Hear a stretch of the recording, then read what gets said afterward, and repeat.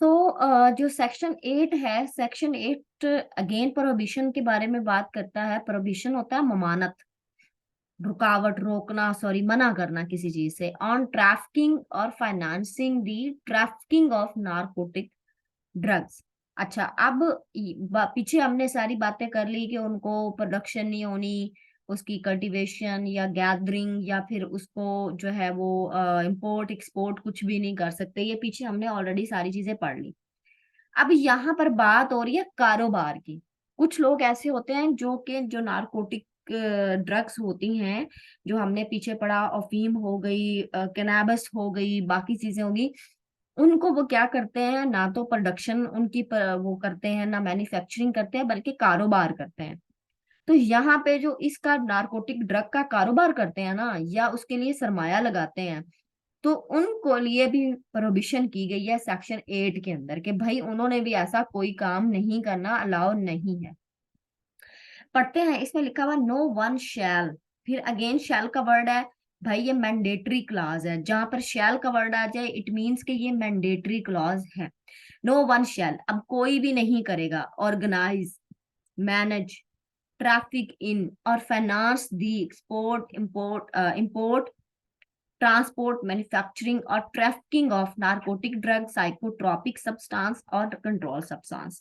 भाई देखें, यहाँ पे सिंपली सीधी सी बात उन्होंने बताई, ऑर्गेनाइज, अरेंज करना, मैनेज करना, उसको उसका कारोबार, ट्रैफिक इनका मतलब होता है कारोबार करना, फाइनेंस दी, इंपोर्ट जो है वो बरामद जो की जाती हैं चीजें बाहर के मुल्क से, उस पर सरमाया लगाना, पैसा देना, पैसे दे के मतलब किसी से कहना यार ये पैसे ले लो और आप जो है वो मंगवा लो, या ट्रांसपोर्ट करना, नकलो हमल एक से दूसरी, मैन्युफैक्चरिंग होता है रॉ मटेरियल में लेकर फिर उसको मजीद उससे और नई अशिया तैयार करना, और ट्रैफिकिंग कारोबार किसका, ना तो नारकोटिक ड्रग का, ना साइकोट्रॉपिक सब्सटेंस का, ना कंट्रोल सब्सटेंस का। नारकोटिक ड्रग आपको पता है जो नशावर अद्वियात होती हैं, साइकोट्रॉपिक सब्सटेंस हम इस पे मैनी टाइम बात कर चुके हैं, ये स्केड्यूल 2 के अंदर इसकी लिस्ट भी दी गई है। और जी जो सेक्शन 2 सब क्लास जी ए के अंदर इसकी डेफिनेशन भी दी गई है। इसका मतलब होता है कि ऐसे मवाद जो कि जहन को मुतासर करें। और कंट्रोल्ड सब्सटेंस, अब कंट्रोल सब्सटेंस सेक्शन 2 सब क्लास के अंदर इसकी डेफिनेशन है, जिसमें ये बताया गया है कि कंट्रोल सब्सटेंस वो ऐसे मवाद जो कि नारकोटिक ड्रग्स, साइकोट्रॉपिक सब्सटेंस की को मैन्युफैक्चर या प्रोड्यूस करने के लिए जिनकी जरूरत होती है, उनको कंट्रोल्ड सब्सटेंस बोला जाता है। ठीक है, तो अब इसको हम उर्दू में भी बेयर एक्ट में पढ़ते हैं, मजीद आपको क्लियर हो जाएगा, परेशान होने की जरूरत नहीं है। सब क्लास बी के अंदर बताया गया है कि यूज वायलेंस, ठीक है, वायलेंस और आर्म्स, असला, आर्म्स होता है असला, फॉर कमिटिंग और attempting to commit an offence.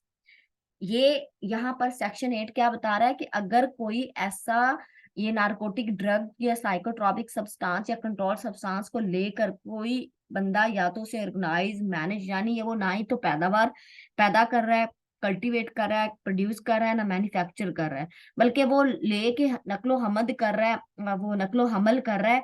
ठीक है, चीजें जो है वो उन्हें ऑर्गेनाइज करता है, मैनेज करता है, उन पे सरमाया लगा देता है, अपना कारोबार शुरू कर लेता है, तो यहाँ पर सेक्शन 8 उनको भी मना कर रहा है। और या फिर इस सारी चीज के लिए वो वायलेंस, तशद्दुद का इस्तेमाल करता है, या फिर असला पास रखता है, तो वो इस अफेंस को कमिट करने के लिए, तो वो इस सेक्शन के अंडर आएगा, जिसके लिए पनिशमेंट है जो कि सेक्शन 9 हमें बताता है। तो सेक्शन 9 को हम अगली लेक्चर के अंदर डिस्कस करेंगे, अगली वीडियो के अंदर डिस्कस करेंगे। ठीक है, तो यहाँ तक जो है वो आपको सेक्शन 8 समझ आया। अब इसको हम उर्दू में, उर्दू के बेयर एक्ट में भी देखते हैं कि वहां पे क्या लिखा हुआ है। अच्छा, अब ये देखें, ये उर्दू का बेयर एक्ट है। तो उर्दू के बेयर एक्ट के अंदर लिखा हुआ है कि कोई भी शख्स, ठीक है, कोई शख्स भी जो कि अलिफ ये नशा और अद्वियात यानी नारकोटिक ड्रग्स, जहन को मुतासर करने वाली अशिया यानी साइकोट्रॉपिक सब्सटेंस, या मुंजबत अशिया यानी कंट्रोल्ड सब्सटेंस के कारोबार को मुनज्जम, उसका इंतजाम या दरामद में सरमाया जो मैंने आपको समझाया था, या नकलो हमल एक जगह से दूसरी जगह पहुंचाना, या तैयारी के लिए या कारोबार नहीं करेगा। समझ आ गई?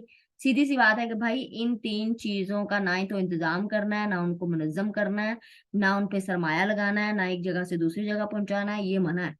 और फिर उसने कहा कि इस एक्ट के तहत काबिल सजा किसी जुर्म का इर्तिकाब करने के लिए तशद्दुद या असलह का इस्तेमाल भी नहीं करेगा। अगर वो करेगा तो इस सेक्शन के अंदर वो ऑफेंस कमिट करने का जो है ना वो उसका जाना जाएगा कि उसने ऑफेंस कमिट किया है। ठीक है, तो ये सेक्शन 8 था। इसमें अगर कोई एम्बिग्यूटी हो तो पूछें, क्योंकि ये सेक्शन 7 और सेक्शन 8 अगर आपको फिंगर टिप्स पर हैं तो सेक्शन 9 आपको ऑटोमेटिकली समझ आ जाएगा, क्योंकि सेक्शन 6, 7 और 8 के जो खिलाफ वर्जी है वो सेक्शन 9 के अंदर दी गई है। So section 9 is the most important for examination point of view. तो फिर अगर ना भी समझ आई हो तो मुझे कमेंट बॉक्स में मेरे से लाजमी पूछें। जज़ाकल्लाह।